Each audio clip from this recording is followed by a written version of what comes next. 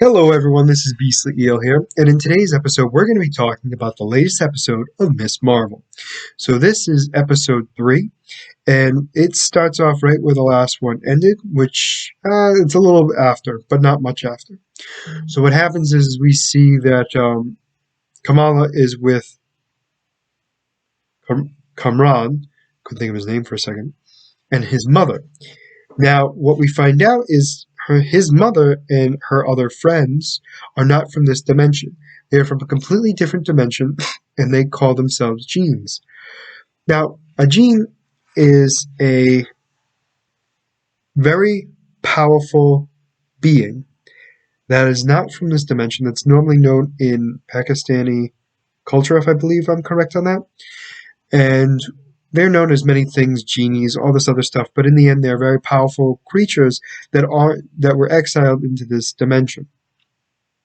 So what we find out is that Kamala's bracelet is, and with Kamala's power, should be enough to actually bring them back to their own dimension. And they talk so nicely to her and everything else, how they really want her to help out and everything else. And what we find out is that their powers can't be used here in this dimension, but it's able to be used enough to stop or slow down the aging process for themselves. And that's what happens. So she leaves, goes home. She goes to have her brother's wedding. She explains to Brian exactly what was going on with these people and who they are. And during the rehearsal dinner of the brother's wedding, Kamala's trying to be more part of the family and everything else, and goes pretty well for the most part. But the part that really gets me is at the end of that day. Kamala's dad goes to see Brian at the market because he couldn't show up because he had to work. And he sees that he's reading up on jinns, which he kind of translates for him. Actually, he does translate for him. So he explains that a jinn are creatures from, or human-like creatures that are not from this dimension, that are very powerful, and that they need to, and they will try to get back with some celestial power to be able to get it. And that's how that part ends. So when Kamala talks to this woman, and I'm sorry I backtracked a little bit, but when she talks to this woman and they explain the past and they show Kamala's great-grandmother, what we see when they grab the bracelet, because they're supposed to have two, but they only have one, we see the symbol for the 10 rings. So we might get Shang-Chi, but also the fact that we might be seeing a relationship between this bracelet and the 10 rings. Back to the plot. So while this is going on, we also have the damage control going to the mosque looking for, well, they don't know it's Kamala, but they're looking for and I quote, brown Muslim girl, and they must be from this mosque. So this is where we see her friend kind of stand up, being like, no, you don't have authorities here. You know, we're not going to give you access to this place because you don't have a warrant. And the guy who runs the mosque was very surprised at what she was doing. And he basically tells her, you know, good luck to you. Now, at the actual rehearsal dinner, and they're having a party afterwards, this same person is talking to Kamala, who is really worried because nobody really likes the superhero because she, you know, they didn't do well and it's causing some hardships for the Muslim community and everything else. So he goes out there and talks to her and asking her why she wasn't at the party, and she's explaining, you know, she's kind of talking about like this girl, you know, who's doing this. How do you feel about her? He goes, the better question is, how do you feel about her? And she explains that she thinks she's doing, you know, she's really trying to do good for us, but she's having a difficult time. You know, how does she get people to know, you know, how does she get people to like her? You know, how does she become, you know, how can she be good? And what he says to her, being good is not something something you Oh, shoot, now I messed it up. I believe he says it's not something you do, it's something you are. No, it's not something you are, it's something you do. And I think that's definitely a big case for her. So that's kind of her superhero moment where she realizes that, ooh, I got to be better.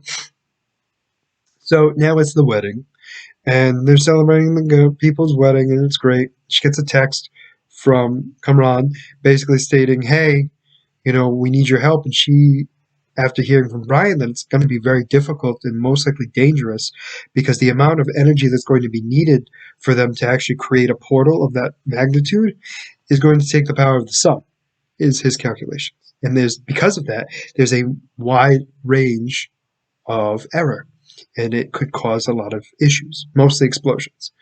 So she explains to him that it's too dangerous right now, and we have to, think on it more. And what we find out later is Kamran's mother reads the text later and basically states, you know what? She doesn't get a choice in the matter. She's helping us whether she likes it or not. And he's like, you knew the risks? She goes, of course I knew the risks. And she and the rest of her group go to the wedding to try to stop, to get Kamala to open up a portal.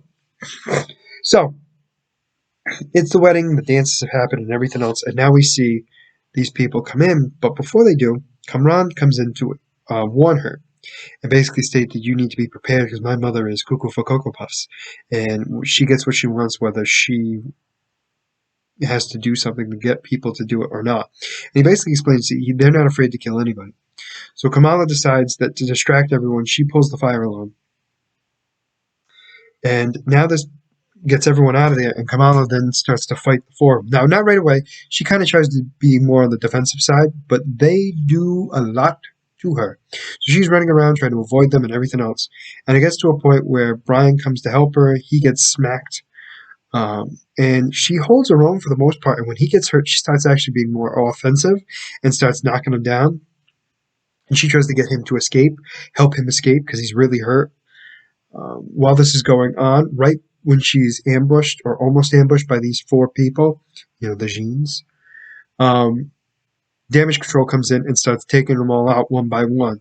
Luckily, Kamala and Brian are able to escape, and they take all of them, including Kamran. But right before this happens, Kamala and Kamran's mother grab the bracelet together, and they see this train, this vision of the train. When they let go, this is when Damage Control comes in, and this is when she escapes. So, they escape outside. Her friend sees her and sees her using her powers. She freaks out, and Kamala's basically like, you know what? You need to get him out of here, and I gotta work on my own stuff. So she leaves to go home, and her parents are very worried about her, and they're not happy because they have an idea that she pulled the fire alarm, and she won't explain to them why, and it kind of explains that, they don't need to know right now. Now, we think the episode's over, but what happens is when she gets upstairs, her grandmother calls her and basically states that she needs to come to her home country now. And Kamala's like, I'm not going there. She's like, let me guess, did you see the train, Kamala? And Kamala's like, how did you see it? She goes, of course I saw it. That's why I'm calling you and telling you to get here, and you better bring your mother. And that's how the episode ends. So, some things we are going to be thinking about. So, they're from a different dimension, which means Kamala is not 100% human. Very interesting. We're not quite sure what they are fully yet, but we're going to find out. Overall, we're very confused at exactly what she is, but we'll know more later. We know that she has the key to open up the dimension that they're from. I personally think it's related to these 10 rings because we see the symbol of the 10 rings where they get the bracelet. That does not mean I'm correct, but it is a good possibility. So, that means there's most likely going to be a connection to Shang-Chi. That being said, we also see the Damage Control comes in, and they have some high-tech weapons to take out enhanced people. So they are prepared for this stuff. Also, the fact that it seems to be passed down from generation to generation, I would imagine. And Kamala's grandmother knows what's going on. Kamala's mother does not. But we're definitely going to see some much-needed